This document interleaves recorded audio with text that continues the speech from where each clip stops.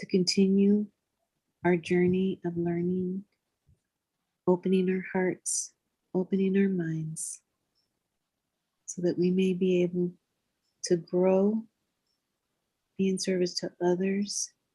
And we ask that you enlighten us, and more importantly, to enlighten our sister Kiki. We ask for our mentors and the mentors of BSH to accompany us, to keep us safe.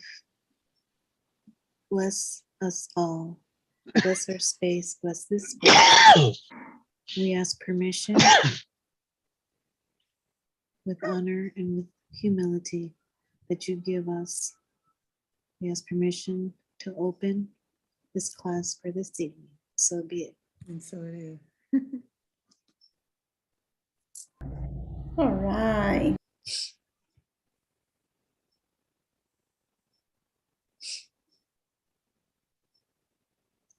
Okay, perfect. Okay, so hello everyone. Welcome to another class, Introduction to Spiritism. And as usual, I keep saying this theme is very interesting. And then at the end of the day, all of them there's none of them that I really dislike or don't think that it's super interesting. But really today, we will talk about disincarnation, about so-called death. And this can be a theme that can either horrify some of us or free all of us. And I would like to invite us all to open our hearts, so then we can really understand what does it mean for all of us and what should we do with all this information that we are learning. So as usual, very quick recap on the principles of the Spiritism, 3 pillars: philosophy, science, religion, and I will never stop saying that because we cannot neglect all the pillars. They are part of our journey in both incarnate and discarnate realm. So please do not only do one thing or the other, but really look at the 3 pillars so then you can really awake your senses.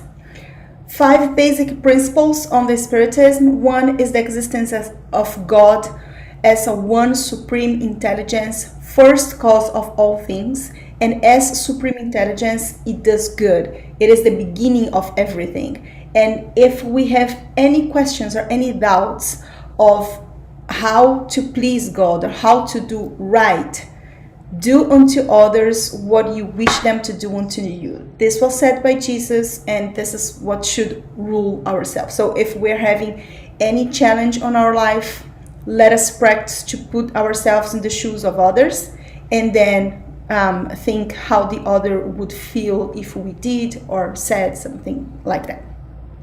Number 2 is the existence of the spirits and their survival after death. So it is life after life, knowing that our spirit keep going and keep evolving. Then we have the reincarnation as mean for our evolution, and that doesn't mean that we reincarnate always in the same world, because also we have the multitude of inhabited worlds, meaning that everything that we see in the universe is inhabited by more elevated or less elevated spirits. So we will reincarnate wherever is going to be important for our own evolution. And then we have all the specificities of each world, so then our body will assume whatever body is necessary for that specific world that is more or less material through our perispirit. And we have the communicability with the spirits, which is the ability to communicate with all the spirits. And this is one of the reasons why we are all here studying, because the spirits from high allowed us to learn all the things that would help us to accelerate our understanding of our spirit and how we can progress morally. And with that, we learned 3 principal things. 1 is the universal fluid as the primitive cosmic matter, which is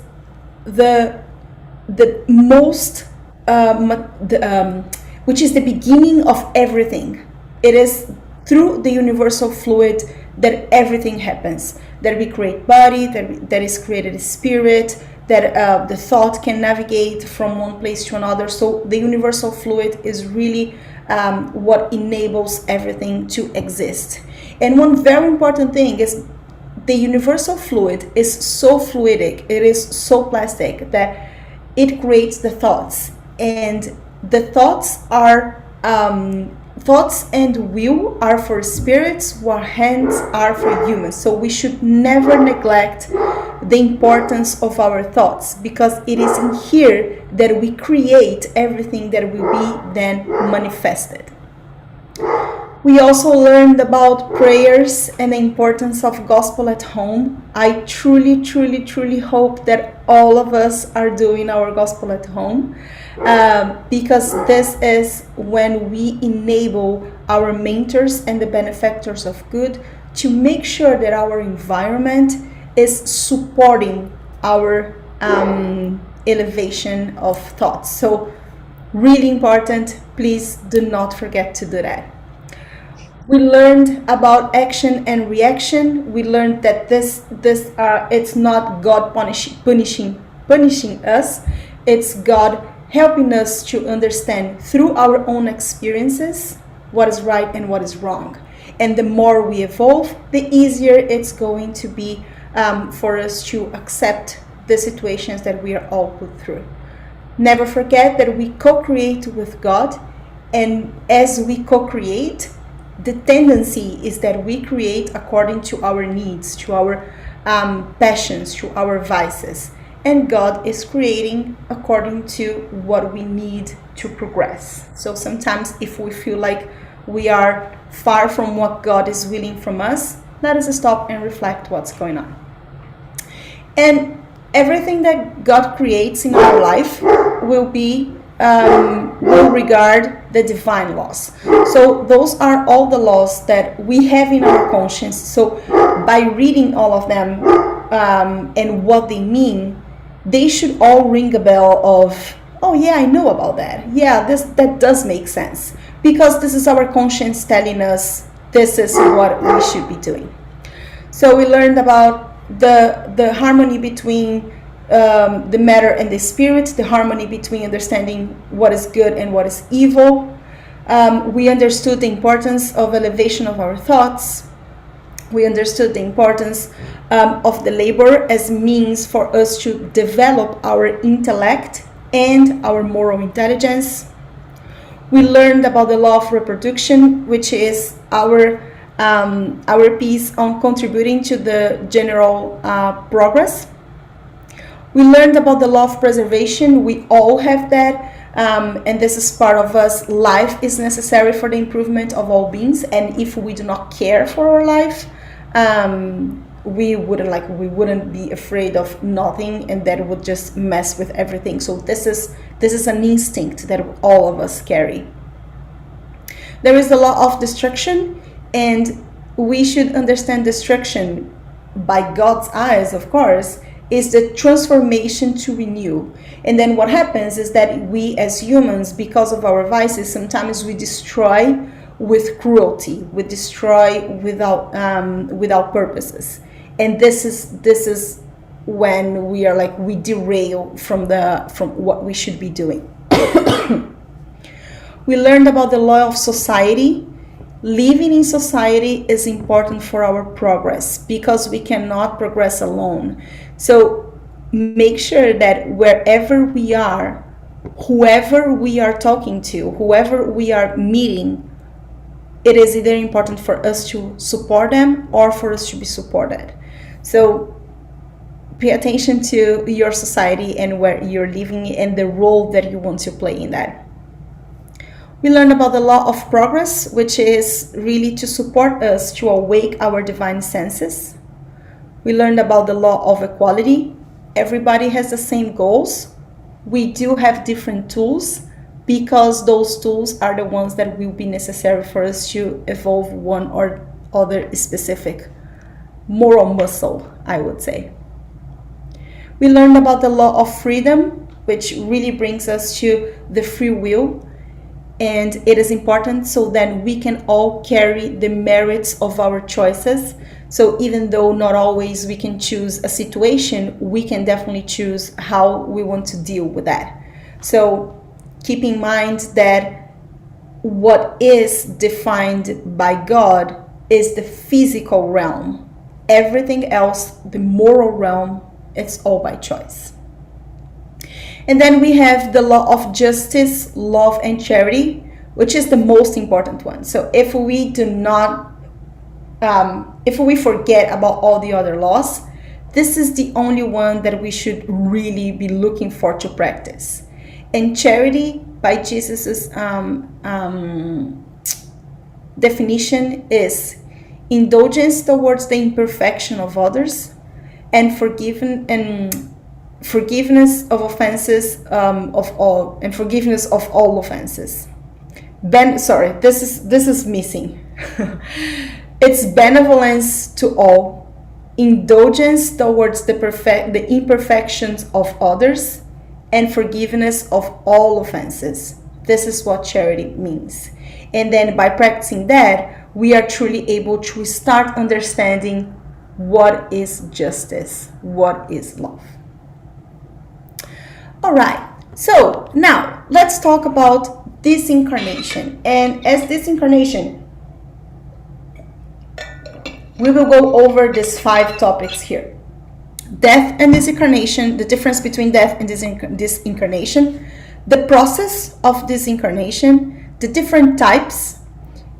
And one thing that, and all of this, we are following the United States Spiritist Federation agenda, and they wanted really to highlight what happens with children after discarnation, because sometimes children just discarnate in such an early age that can prompt us to make questions around why and what happens to them. So we will take a look on that, and we will bring the spirit view on funerals, burials, and cremations. Please, as always, stop me anytime if you have any questions or any comments. And we are going to go over high level, of course. These are all complementary information. If you have more, if you have interest to understand more, I would say that the book that describes at most is The Workers of the Life Eternal, and then a lot of things on the after death by Leon Denis. They explain in details how this process happens. Really, really interesting. So, a couple of things that I just wanted to recap very quick is the universal cosmic fluid. We all learned that this is the fluid that permeates everything. Let me go back. Then we have the spirit that is also composed by the universal fluid, the perispirit that then connects the spirit with the human body, and then we have the organic matters that it's all based on plants and animals. I like to think about the universal cosmic fluid as part of God in everything that was divinely created. So this is the essence of everything. Remember that the perispirit is the semi-material envelope of the soul, is the baggage or the luggage that you carry from lifetime to lifetime. And then you have something that is new, essentially. We never discussed about that, but you have the vital principle. The vital principle is what gives animalization to any matter, and without it, the matter is inorganic, like rocks, for instance. They do not have vital principle. And this is really the principle that we say, like whenever a person doesn't have energy, you say, oh, I don't have vital energy to do anything. This is what we are talking about. This is what gives life. This is what gives energy to any matter. And then there is a new thing that if you were in our service on Sunday, you heard Professor Wagner talking about this, which are the silver cords. So the silver cords are the energetic filaments that connects an active body, so a body with vital principle, with its related spirit, and you can think about this as an energetic glue. So the perispirit is the in between the spirit and the human body. This is what you carry from lifetime to lifetime. Whenever your body has vital principle is when your body is animated, is when you have life. And what connects your body to your perispirit and spirit are the silver cords. So the silver cords is what will glue your body with your spirit. Are we on the same page here? All right. So when we incarnate, again, we have this. For the sake of simplicity, we have this three main parts: the body, the perispirit, and the spirit. And then the vital principle is what animates our body. And the vital principle is really something that when we incarnate, we come with an amount of vital principle, and it is our responsibility to keep it going. There was this analogy that was done that I thought it was very interesting. It is kind of our fuel, and we have to keep our fuel in accordance to whatever we are doing. So you have to keep a good maintenance of your body, so then you do not spend too much vital principle if not necessary. We cannot just acquire more, but we can make a good maintenance of our vital principle. How? By eating, by breathing, and also by exchanging energy. So you can give hug or passes are also means for us to transmutate, for us to connect vital energy. And this is how you take care of your body and of your fuel. You make sure that your fuel is good enough for your body to go through the entire journey. That's one of the reasons why we should always be careful with what we are eating, if we are drinking water enough, because we are taking care of our body, if we are being able to let me take this out, if we are being able to maintain good relations with nature, and with people that really helps us to be in good spirits. All of that are things that help us to really keep this vital principle on, I would say. But the disincarnation is really a process. It's not something that happens all of a sudden. And the biggest difference between disincarnation and death is because death is when you just don't have the vital principle anymore, while the disincarnation is the process of detachment of your spirit. So what we learn by the spirits is that disincarnation is the process by which the spirit disengages itself from the body by virtue of the cessation of the organic life, the vital principle, and still retain its perispirit, moves back to the spiritual plane. So here in this in the left side, you can see a spirit with still the silver cord attaching to the body. So for those who are seeing this for the very first time, again, this is the silver cord, and the silver cord is connected mainly by our head. And then all of our chakras are also connected to our body. But this is the line that will define if we still have vital principle or not. In this other case, there is no vital energy anymore, so the cords, they get loosened, and then the body, the perispirit detaches from the body. So you see that there is a complete detachment here, and there is nothing connecting the body with the spirit. So in this case, this spirit is free to go to the spiritual life. So this is what happens when we sleep. This is what happens when we pray, when we meditate, and we transport ourselves to somewhere else. Our spirit go, but our body exists, and we are still connected. And this is what happens when we disincarnate, when our body dies. Is that clear? Oh, good. Cool. So then I would like to bring an example here. So the book Workers of the Life Eternal, as I was mentioning, there is a lot of very interesting details about how this process happens, and we are going to see a small video of it happening from the spiritual point of view. And for those who are not familiar with the spirit, with this book, there are a lot of different cases where André Luiz will teach us what happens from the spiritual life, from the spiritual point of view, what is happening to cases for incarnate friends.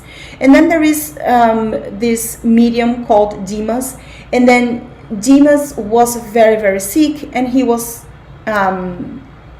he was already dying. And as his body dies, what André Luiz tells us is, to our incarnate friends, Dimas was completely dead. To us, though, the operation was not yet complete, because there is still a process. As I mentioned, we have this silver cords that are still connecting us, and this is when really the spirits will help the incarnate to detach the body slowly from the spirit. So let me take you through this video, which I hope it works. Let me see. Can you guys Dimas hear? permanecia sobre agitações psíquicas muito fortes. Yes? Okay. Conhecia o fim. So very quick. So here is, as I was mentioning, this Dimas is the person that is on the bed, and then André Luiz is working with other mentors to understand how all of this process is going to happen. So let us watch together. And let me go back just a little bit, and I'm not going to go over everything, so because we won't have time. Let me see. Let me start here. So here is when André Luiz is talking about, is it going to happen today? And say yes. So. Dimas permanecia sobre agitações psíquicas muito fortes.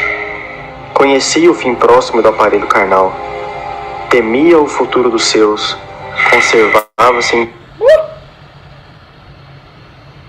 What happened? Sorry. Terá sido Dimas como foi suicida inconsciente? Não, André. Nosso irmão não foi um suicida. Então não será necessário habitar regiões de sofrimento como eu mesmo precisei. Tem razão. Dimas desde a infância foi acostumado à luta sem mimos, desenvolvendo o próprio corpo, se envolvendo com trabalhos abnegados e incessantes. Constituiu família, pingando suor no trabalho diário. Mesmo assim, ainda encontrou tempo para se dedicar aos que gemem e sofrem, que estão num plano abaixo dele. Com recurso da mediunidade, se envolveu com o bem coletivo. Perdeu integralmente o conforto da vida social. Como observamos, há existências que perdem pela extensão, ganhando, porém, pela intensidade.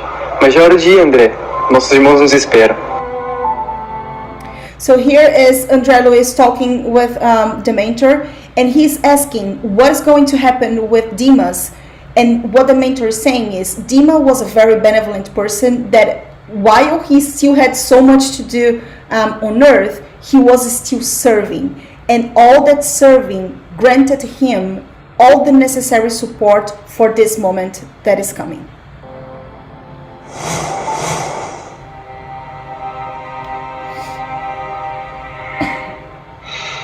Dimas permanecia sobre agitações psíquicas muito fortes. Conhecia o fim próximo do aparelho carnal. Temia o futuro dos seus. Conservava-se em total descontrole dos nervos.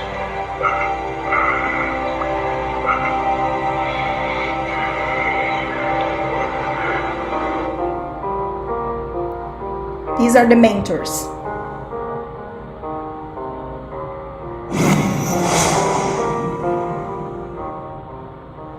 Meus irmãos, que bom que vocês chegaram. O desligamento será hoje? Sim, a resistência orgânica terminou. Já estamos autorizados a aliviá-lo. So organic resistance is the vital principle.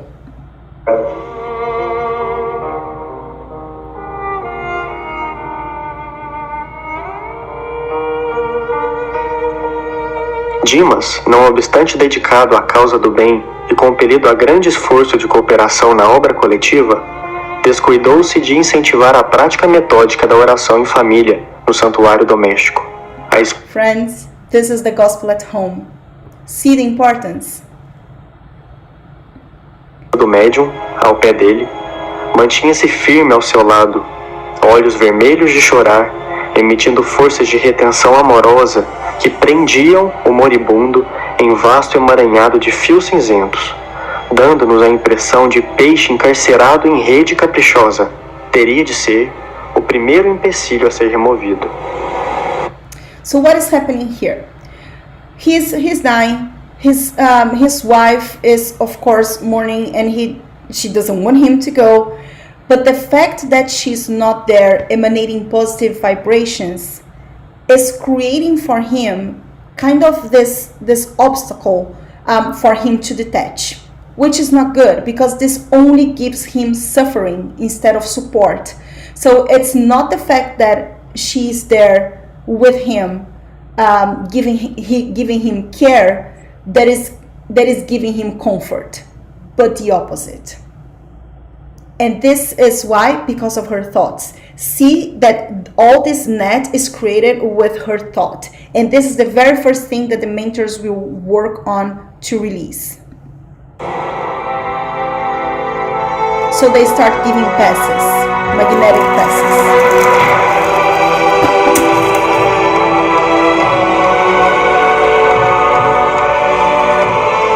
Enquanto, através da imposição magnética, eu me esforçava para modificar-lhe as vibrações mentais, Hipólito e Luciana teceram uma rede fluídica de defesa em torno do leito para que as vibrações mentais inferiores fossem absorvidas.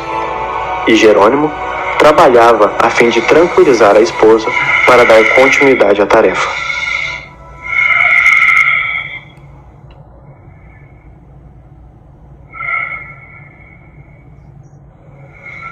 Querida, vá descansar. Gostaria de vê-la bem mais forte.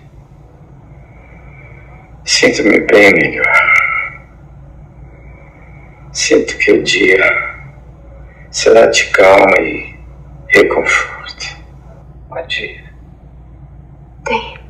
Tem certeza, querido? Estou bem. Pode ir. So what just happened here? The mentors were working to suggest them to calm their heart, because if they didn't do so, it would be difficult for the detachment to happen. And that's why, friends, again, gospel at home is so important, because this will make sure that you have all these friends giving you the necessary support for whatever situation. So it's not for us only to start doing the gospel at home when we are sick or when we are ill, but really to support us to have those important suggestions for ourselves and for others.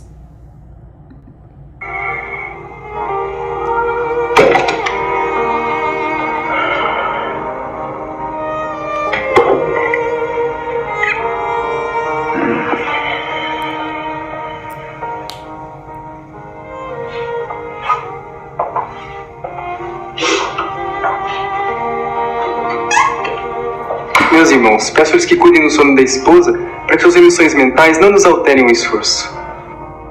Meaning, if she goes to sleep but still keep thinking, that's not going to help us as well. So the mentors are going to be there. Através da mentalização, Jerônimo forneceu a oportunidade da oração final ao nosso amigo.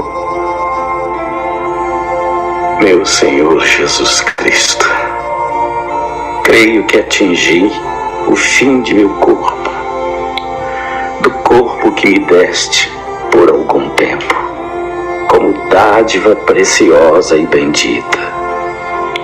Não te posso implorar a bênção da morte pacífica, porque nada fiz de bom ou de útil por merecê-la. Maria Santíssima, se é possível, amada Santa, socorre-me com o teu compassivo e desvelado amor. Sou agora também o o menino frágil, com fome do afeto maternal, nesta hora suprema. Oh, se eu pudesse contar também com o socorro da abençoada mãezinha que a morte arrebatara há tantos anos. So then he asks for his mother, and it is granted. We are always Dimas, supported. experimentando indefinível bem-estar no regaço materno, parecia esquecer agora todas as mágoas, sentindo-se amparado, quase feliz. Ordenou Jerônimo que me conservasse vigilante, de mãos coladas à fronte do enfermo, passando logo após ao serviço complexo e silencioso de magnetização. Havíamos iniciado o desligamento. So see, friends, that now he is removing all the Jerônimo iniciou utilizando passes longitudinais, a fim de promover o desligamento das vísceras.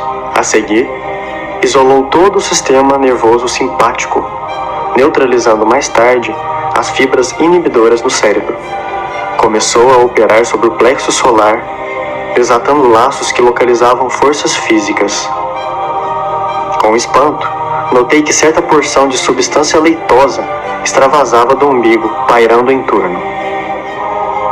Com passes concentrados sobre o tórax, relaxou os elos que mantinham a coesão celular no centro emotivo, operando sobre determinado ponto do coração.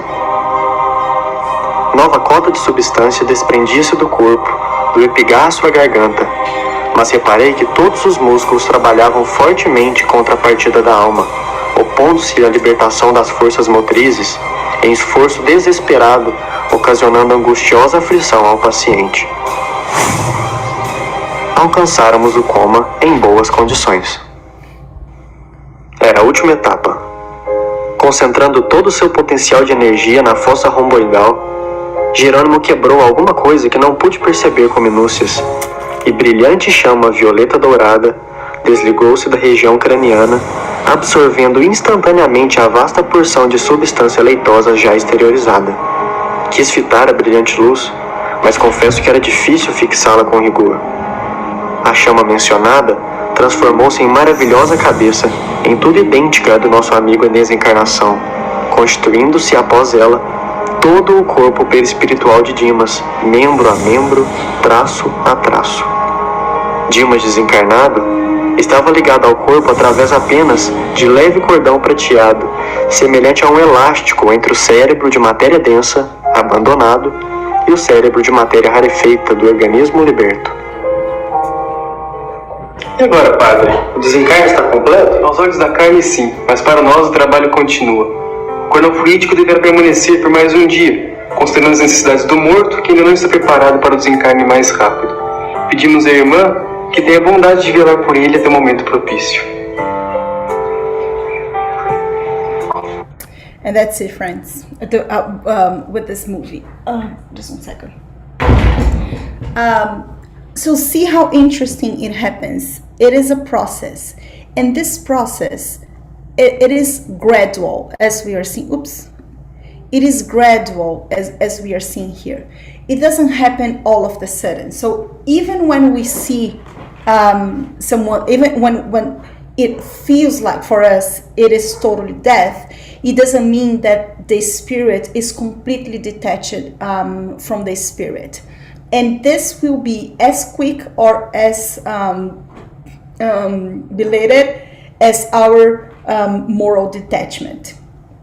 It also happens from the toes to the head, as we saw that, and it is all because of the way that we are attached energetically. So as we saw, the silver cord stays here in our head because of our all the other glands that we have in our brain.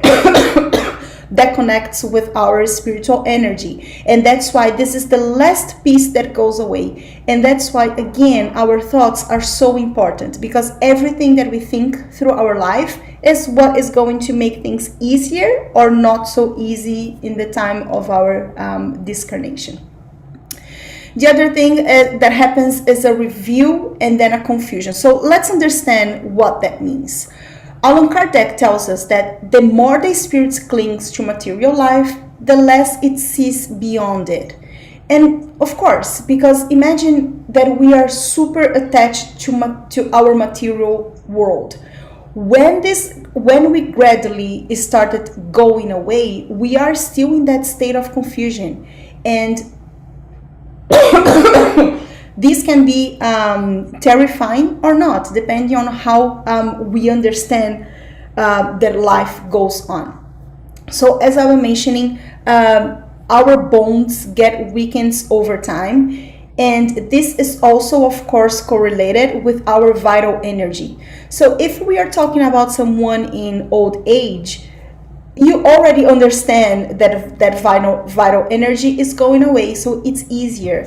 And we will talk about the circumstances later, but this is how the vital energy goes lacking more and more. And then, as mentioned, the timing relates to each individual detachment from matter. So the more attached, the more difficult it's going to be. It can take from a day to years and years and years. In some of mediumship meetings that we had, I mean, I can't say how many examples we had of spirits that didn't even realize that they were already in the spiritual realm, because it's really confusing. Life goes on exactly how it is, but they just can't understand what is the difference. So as mentioned, it happens from toe to head. We saw that it began on the solar plexus, because this is where we have all of our physical energies. Then it goes to our cardiac plexus, or our heart chakras, to then detach our emotional energies, and then to our crown chakra or coronary plexus, to then detach our mental energies. During this process, something that always will happen is what we call the review. Sometimes we say that it is the death review, but really what happens in this moment is that the spirit will be able to review everything that was truly meaningful and created emotional connection in that lifetime. So this is the moment where everything gets more exposure, and it's easier for us to for us to see what happened. And that's the reason why this is the moment that we start imprinting more and more and getting more conscious about what is going to be on our perispirit.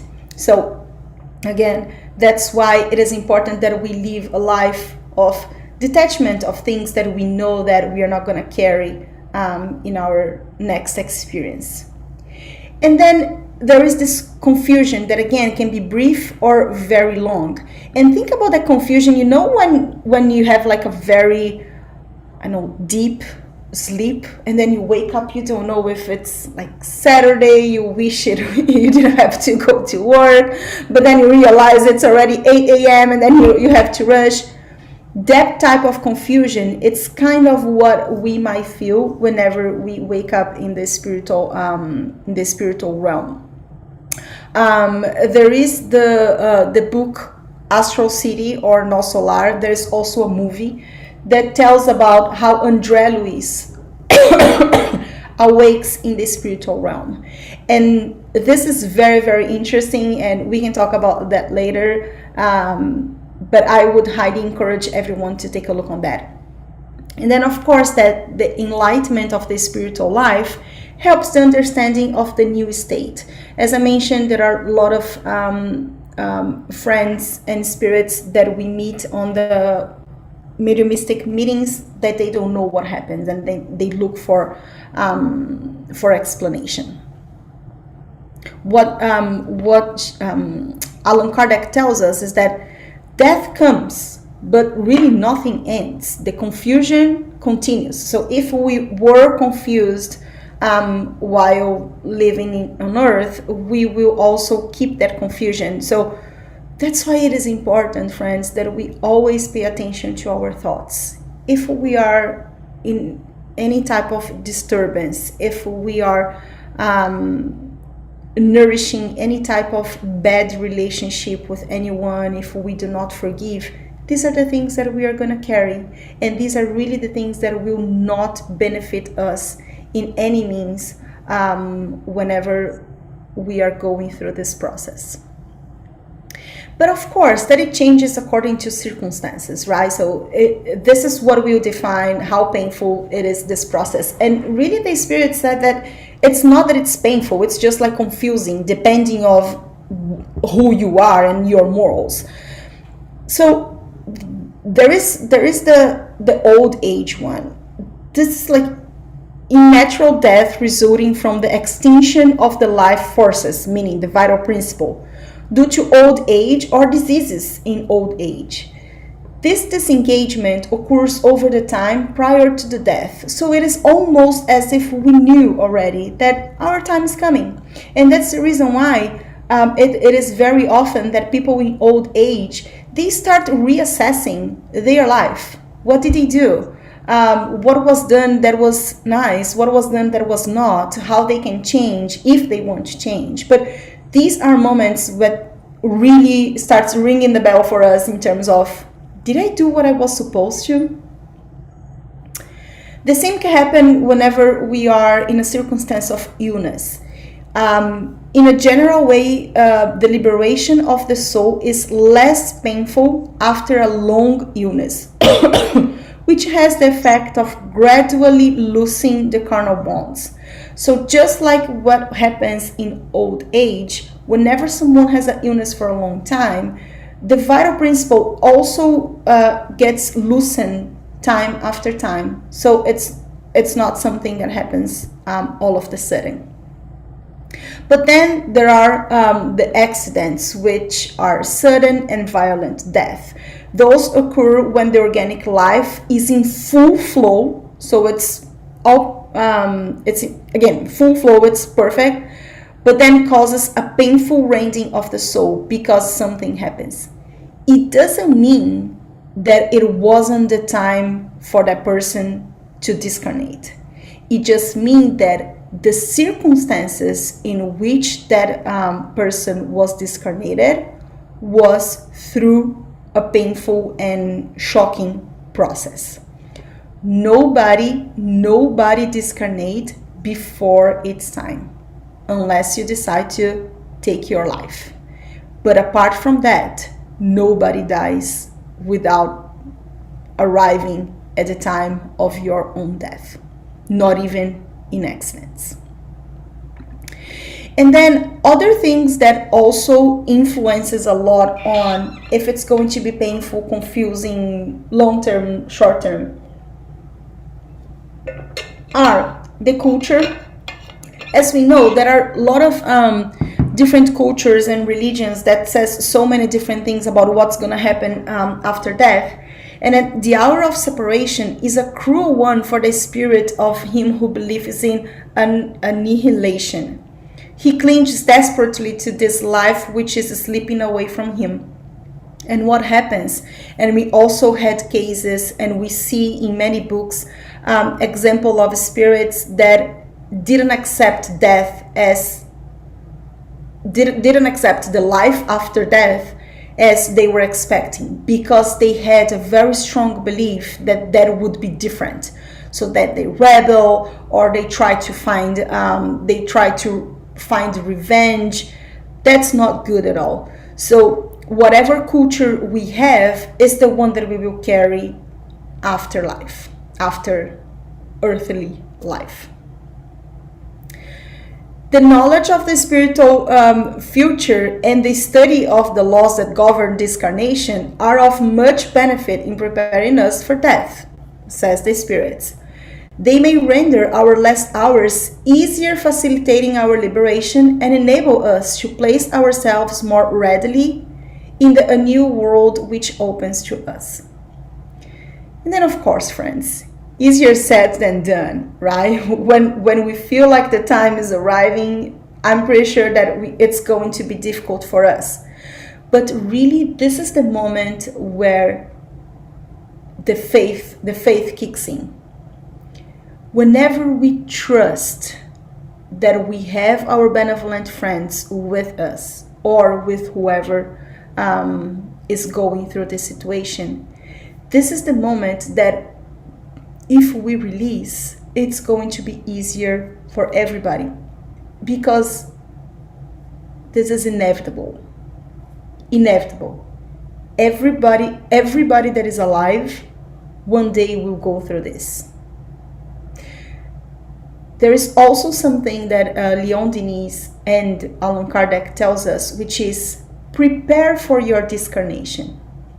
Make sure that you live a very well-lived life, because when the time arises, there is nothing else that you can do. And that's why one of the things that we always say in prayers is, thank you for the life, because today is another opportunity that we are having to make things either different, more productive, more lovingly, and so on. But it is important that we understand, it is important our knowledge, but the most important thing is going to be our moral. The principal cause behind the greater or lesser difficulty of the disengagement in the soul is our moral state. The affinity between the body and the perispirit is proportional to the attachment between the spirit and matter, which is most pronounced in individuals whose preoccupations exclusively and solely involve the material pleasures of that life offers. So again, it is truly our moral state that will define how our experience is going to be. So if we are all living a good life, a life of benevolence and charity, we should never be afraid. And then Leon Denis says something really beautiful in the chapter The Last Hour that says, it is painful to some and full of anguish to others. Death comes like a sweet slumber followed by an enchanting awakening. Disengagement is quick. The crossing is easy to him who is already detached from the things of this world, who has fulfilled his duties and aspires to a spiritual life. But on the other hand, a prolonged agony and struggle await the spirit attached to the things of the earth that has courted only material pleasure, neglecting to prepare for its irrevocable journey. And this is the piece that I wanted to recommend you to reflect when watching the movie Astral City or No Solar. Because this is what happens with André Luiz. He doesn't know anything about the spiritual life, but he was somehow very attached to his house, his families, the fact that he was a physician, and all of that all of a sudden disappeared for him and caused a lot of rebellions. This didn't help him anyhow. But to the moment that he realizes that he needs God, he surrenders and he prays. That specific moment is when all that anguish releases. And that's why, friends, it is so important that whenever we have someone very dear to us that is already in the spiritual realm, whenever we think about them, we should always emanate love and respect for the life that happened, because we will be connected to those. We are never alone. One thing that André Luiz tells us is incarnates are oblivious to the extension of care they elicit from the spiritual realm. Every time they enter the flesh, we on our turn start our vigil. We are never alone. Never here, never there. All the phenomena surrounding death involve the charitable, caring support of organizations that offer aid indiscriminately. So everyone, regardless of who we are, we will all get support from the spiritual realm. I was blessed enough to remember in 2 discarnation process. And I saw that, friends. I watched. I was there as learning as a student, and I saw the silver cords just detaching from the body. One was an old man. I didn't know him. And the other person was someone very dear to all of us because she was part of PSH. But her process took a while. I think 2 weeks for that to happen. I think that I mentioned that on our mediumship meeting, Renata. Remember? I could see the silver cords creating, but it was still very attached to her mind and her heart. And then we were still working with her, all of us. PSH was working with her. And then after a while, she was discarnated. So it happens, friends. The thing is, we are never alone. The support is there for us if we open our eyes and we open our ears to see. So going to the end of our discussion today, one of the things that, as I mentioned, they wanted us to discuss is about the childhood. Question 199 is, why is life so often cut short in childhood? And then the answer is, the length of a child's life can be for its spirit the remainder of a former life that had been cut short before its due them, in cases of suicide or in cases that the person had to have just this small amount of time. And then moreover, the death of a child is often a trial or an expiation for the parents. Only those who went through that know how painful it is to lose a child. But then what happens to the spirit of this child who dies very young? It begins a new existence. It is as simple as begin a new existence. But there is a situation in here. What they tell us is that when the spirit has reached an elevated evolutionary level and has assumed the mental command of itself, so again, whenever we acquire the capacity to command our mind, it easily disengages itself from the impositions of the physical form, and then we can overcome anything from the pre-adult discarnation or any type of previous form that we had. So then we can recover the former appearance or whatever appearance we want.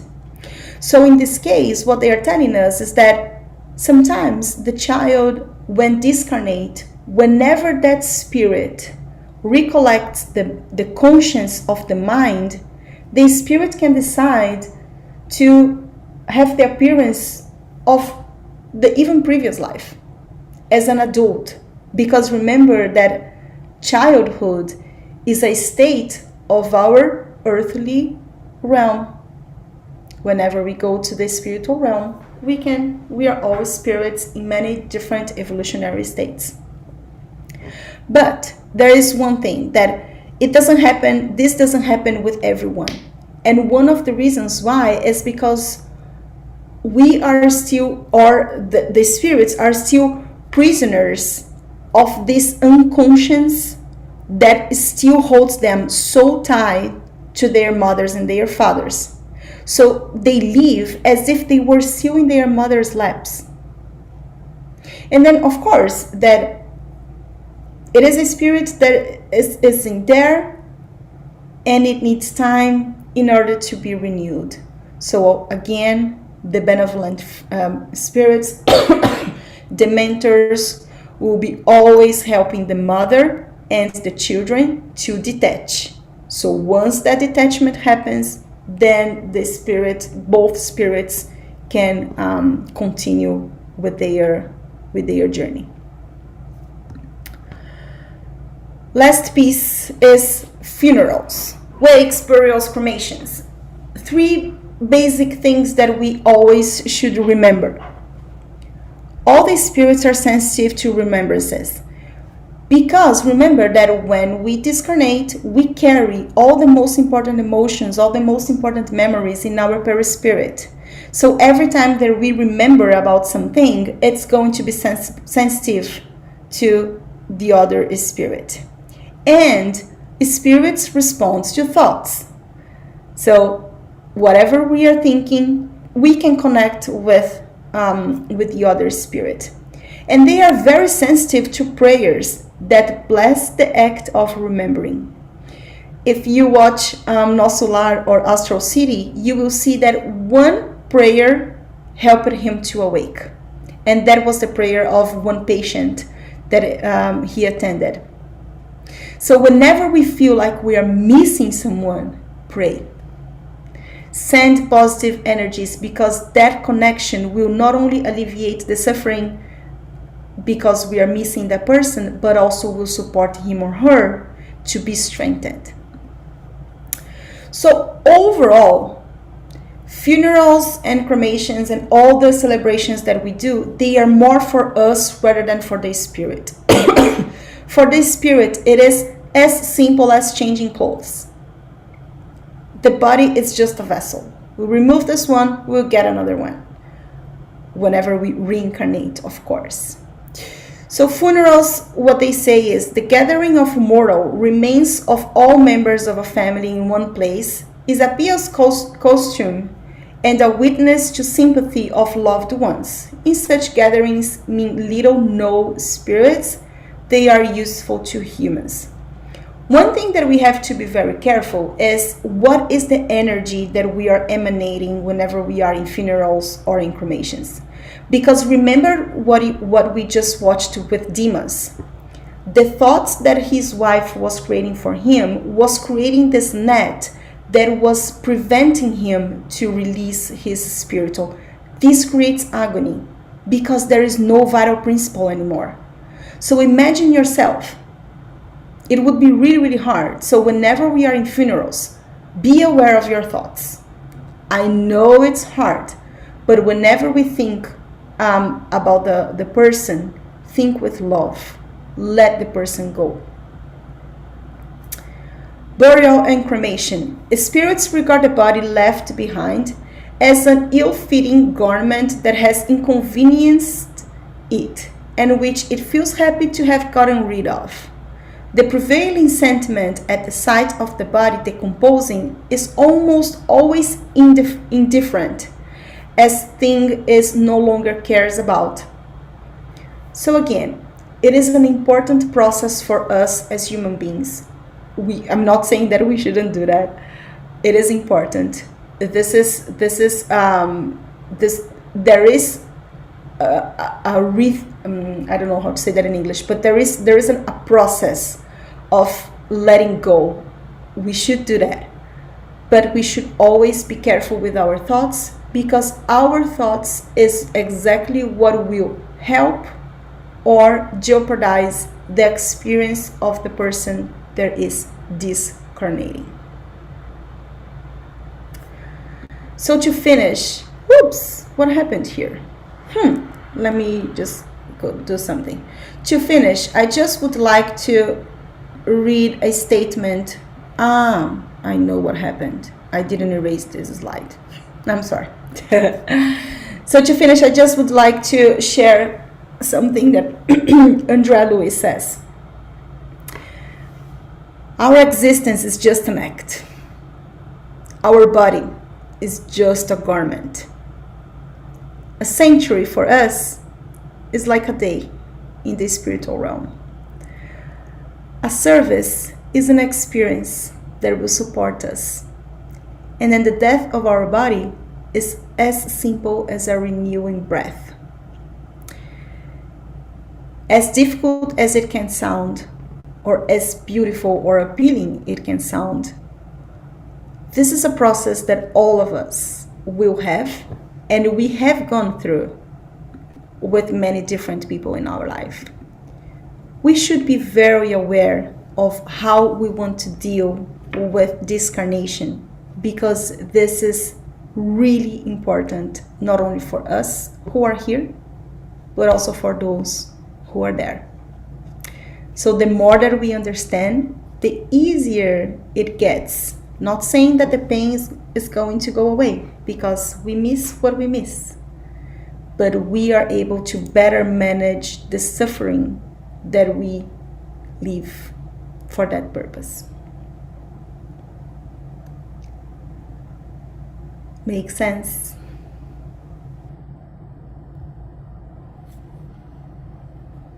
Comments, questions? You know what? That was a lot of information. That's my comment. What is it? It was a lot of information all at once. Yeah. You know, different places bury their dead at different times. Here in America, it could be a month, a week, 2 weeks, you know, but it's never right away, not usual. But in some places it is. So, and I'm curious about it because they say that sometimes you need at least 3 days to detach from the body. But in certain places, I mean, you die today, you gone today. You either cremated today or you in the ground later on today. I mean, what's that? Physical body, yeah. So Yeah. did they start the 3 or 4 days before you got hit by a car or what? I'm curious about that. Yeah, so sister, based off of what I read, so we saw that there are different circumstances, right? So the circumstances where the vital energy is being released before the time of the death, it's easier because whenever you do not have vital energy anymore, all the process of detaching the silver cords, this keep happening later on. Imagine that there are spirits that take years to make that detachment. Therefore, that's the reason why they still feel pains that they would feel whenever they were incarnate, because their mind is still so connected that they will feel that. So the process is finished, but the mind is still connected. This is usually what happens on those circumstances of old age and illness. In the process of the accidents, it is abrupt, right? It happens. The support is still there. So detachment is going to happen exactly the same way, but the spirit will be placed in a hospital. And then they will keep releasing the silver cords over and over. So it's If not... they burn the body, what's there to release?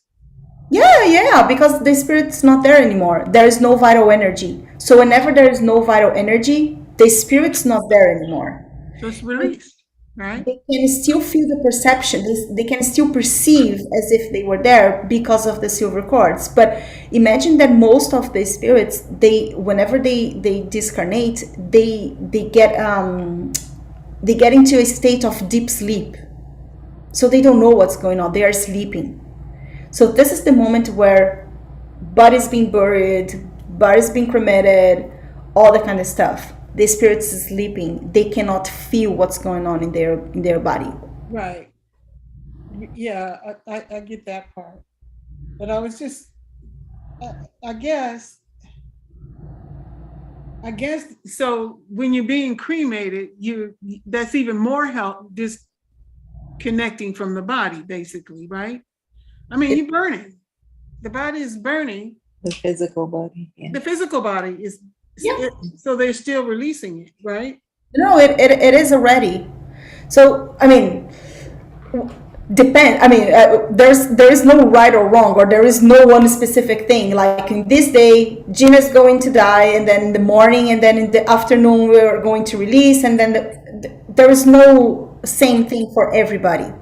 But the process is whenever there is no vital energy anymore, then all the disconnection will start to happen, and then whatever happens to the body is not going to affect the spirit anymore. Right.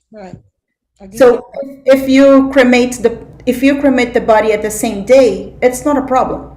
If you cremate the body in 2 months, it's also not a problem. This is not going to affect the spirit. No, but I was just saying, you know how they did on what's his name in the film Demas. Demas. They needed what, a few more days for him to Yeah. completely detach. Yeah. So, but sometimes the body, instead of people waiting 3 days, they've been and slid them in a furnace. Gina, this is exactly what happens in Brazil. I didn't finish watching the video, or I didn't read, and I don't know if there is this level of detail in the book. Oh, I see. Maybe even in the same day. Sometimes in the same day, the person is buried. I remember when I know, but and I think too, well, maybe because everything is already played out on the astro, so they may have already started the process. Yep. You know, before it happens, because they already know what's going to happen. But Yeah, I just find it interesting that, you know, people die today, they buried today, or burnt today. I mean, damn. Well, that depends on the culture too. yeah, depends on the culture. My I have someone from her family just discarnated, I think 3 weeks ago. In London, she arrived in London today, and then I think that the funeral is going to be like the end of this week. That's not bad. That's like here. Oh, is that like there? Yeah, interesting. And so my grandfather, he died. I remember he died on Tuesday, and I was arriving in Brazil on Thursday. I tried to anticipate my flight. When I arrived there, he was gone. That's right. Yeah, Brazil don't play. No, we don't. That They was do with not my mom play. too. Yeah. And Yeah. she died in the morning, and in the evening she was already being cremated. Yeah. Yeah. So what happens to the body doesn't it's not going to influence what happens to the spirit, because the spirit is already in a state, in a very deep sleep state, that whatever happens to the body, it's not gonna Mhm. reflect on that. And then when the spirit starts awakening, then the spirit's going to start feeling like whatever connection the spirit has with the body, then he or she will start feeling whatever the body was feeling. They'll still think they have a body, Mm-hmm. especially if they were asleep when they died or Yep. went unconscious. Yeah, they do think they still have a body. Yeah. Remember on the Dimas example, they say he arrived the coma successfully. The coma, it's not only the physical coma, but also the spiritual coma. He's not conscient. He Right. doesn't know exactly what's going on.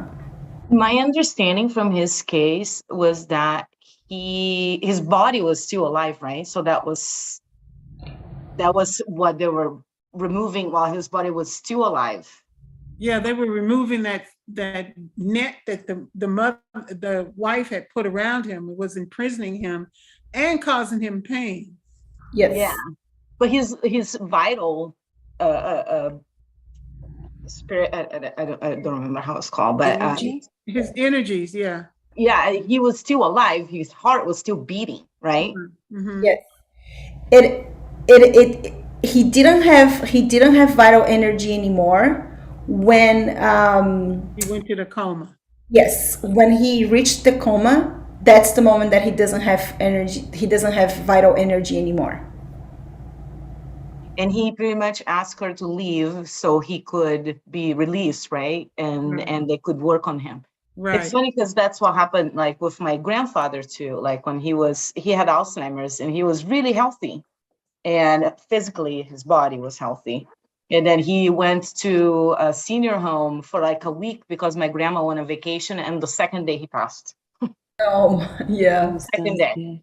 It's like, you need to be away from me because you're keeping me alive. Exactly. That's true. Yeah. Yeah. That's true. Yeah. But I think that there's so many, obviously, like you said, there's not one cut way to do this, because I've seen with my own eyes patients that are physically, they pass away, and then they'll, I was there, so they're able to tell you that they were out of their body and they saw. Now before that, I didn't believe that until I saw it twice happen. So Wow. my thought is just, well, it wasn't your time, buddy. So get back in your body. But I don't. That's why it's when you're talking, it's hard for me to connect it because it's like there's no one way. And people that take more morphine to keep comfortable and what happens there. I mean, there's just I get a lot of questions in my head because I just think that there's no one set way or One set way of what, Sonia? one set way of everything that it's like the perispirit, and it's like that you decide to come back or you're not leaving, or I don't even know how to explain it sounds like you're saying that it's not time for them to go, basically. Well, is it? I don't know. No, it isn't. That's my interpretation of it. No, but it's like you're right. outside. You're outside of your body, looking at your body. I think that's where I get like, but I got stuck. They're not time. It isn't time for them to go. If they didn't die, no, that I do know. Time. That I do know. But I just think it's interesting that you're able to see. Well, to call them that a body. Yeah, but remember, that's the astral part of being outside of the body. He just had consciousness about being outside the body. That's he was conscious. That's what we're practicing to do with meditation. That's what we're working on. Is a lot of people in BPI, it was nothing. Be in a corner. Yeah, you over there. A lot of people had awareness. Some people didn't. Some people were thinking in their mind, well, okay, I'm over here in the corner. They can see your spirit over there in the corner because they asked you to be over there in the corner, but you may not have had the awareness that you were over there in the corner. Oh, this person had the awareness. They knew they were out of their body. But everybody doesn't. That's my point. But that's my point. Is that it's not the same for everybody. No. That's my point. Consciousness, no, but we can work on being conscious. For everybody can work on that. There's no rules about that. It's saying I'm talking about death. I'm just talking about death. It's in the physical body leaving. This is exactly, sister. So one thing. Oh, I see. Go ahead. Yeah. Okay, I get it. Because the thing is, the process is the same for everybody. We are going to our vital energy is going to be removed, and our perispirit is going to be removed from this physical realm.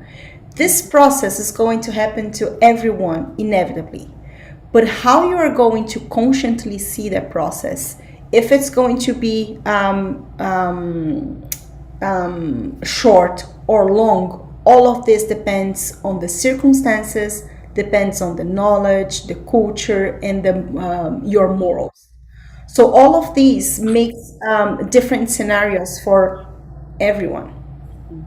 That makes sense. But I saw somebody commit suicide when I was working in the psych unit one time, and paramedics called them back. They came back. I saw them coming back into the body, but they didn't want to stay there. So when they were alone again, they tried it again, commit suicide.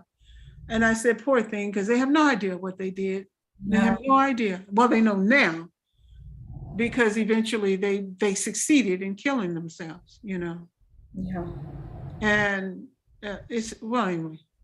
And this, by the way, Gina, this is another thing that I think Andrea Louis says, or Leon Denis says, but if your vital energy, like if your fuel tank is full, this is another piece that will be painful to be removed because it was there for a purpose.